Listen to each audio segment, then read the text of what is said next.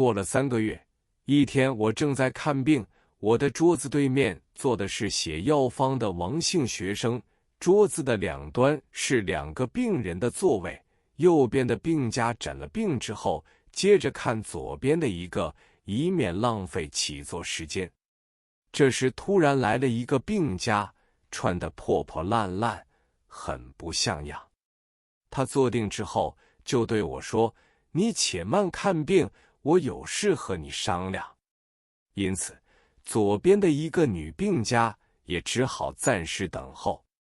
那个穿破烂衣衫的人拿出一个青布包来，慢慢地打开来，里面赫然一支莲蓬头手枪。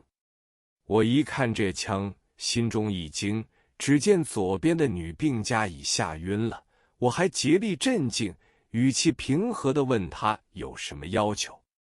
他说：“我现在穷得很，实在无以为生，想把这支枪卖给你，随便你给我多少钱。”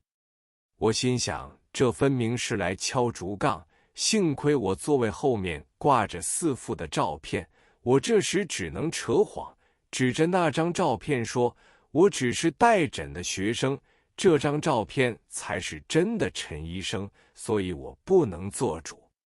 那人听见我这句话，觉得是不凑巧，乖乖地把枪包好，连说了2声对不起，拿了就走。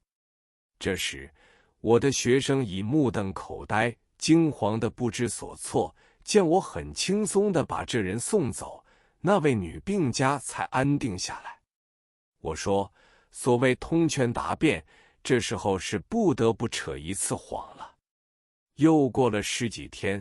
那位姓王的学生来告诉我说，那天穿得破破烂烂的人就是对面和平救国军中的人，今天正在门前站岗，你要不要去看看？我说，算了算了，事已过去，千万不能再去惹祸上身。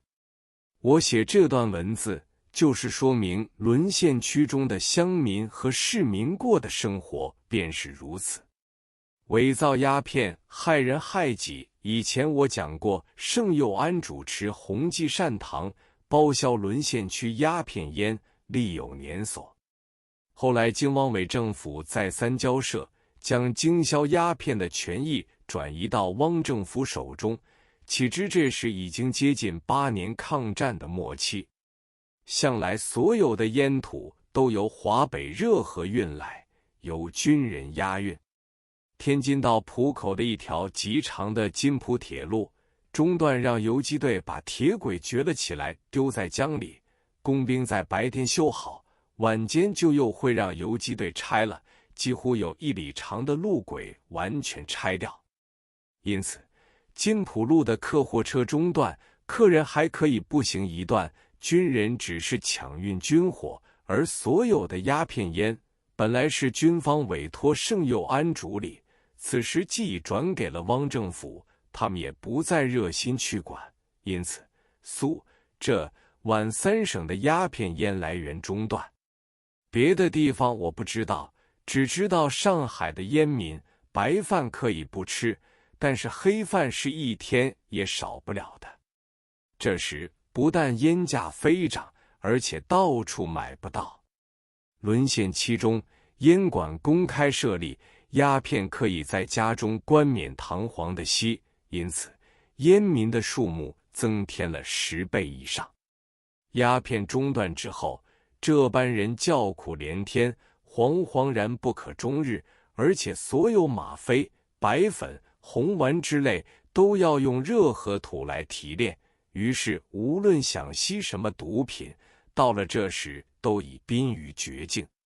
有钱的人家吸鸦片，往往还要考究鸦片的质地，贮存数十两或100余两烟膏的还是不乏其人的。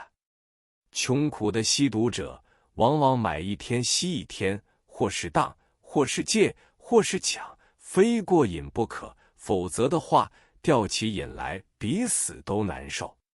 而且还有不少吸毒者居无定所，冬天蜷缩在陋巷中或破楼中，特别是5马路、京广东路、满庭芳一区中就屋最多，成为这般烟民的集中地。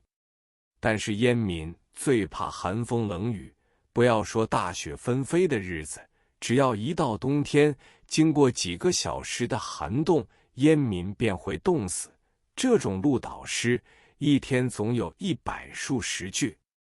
20世纪40年代的大烟馆，上海有2个专门运诗的善团，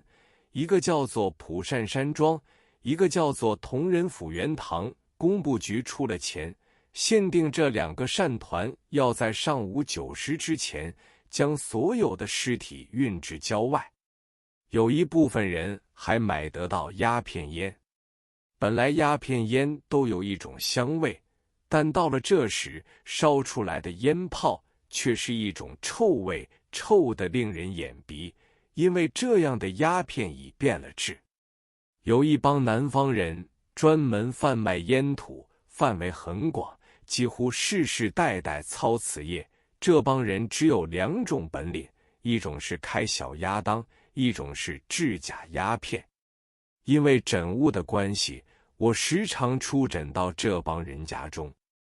有一天，我到一户人家去看病，只觉得满屋奇臭，臭得我恶心欲吐。从这种臭味之中辨别出来，有一些鸦片气息。我诊完了病之后说，这间屋子里的空气对病人极不相宜。